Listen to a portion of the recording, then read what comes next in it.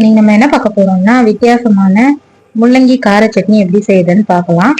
இதுக்கு தேவையான பொருட்கள் முள்ளங்கி 1, வெங்காயம், தக்காளி, பூண்டு, கருவேப்பிலை, கொத்தமல்லி, கொஞ்சம் புளி, மிளகாய், காஞ்ச மிளகாய், கொஞ்சம் எண்ணெய் ஊற்றி உளுத்தம் பருப்பு கொஞ்சம் இந்த மாதிரி சவுக்க வறுத்து எடுத்துக்கலாம். இப்போ அதில் அந்த எண்ணெயில மிளகாய், வெட்டி வச்சிருக்க வெங்காயம், தக்காளி, முள்ளங்கி, கருவேப்பிலை, கொத்தமல்லி, பூண்டு, புளி சேர்த்து நல்லா வதக்கிட்டு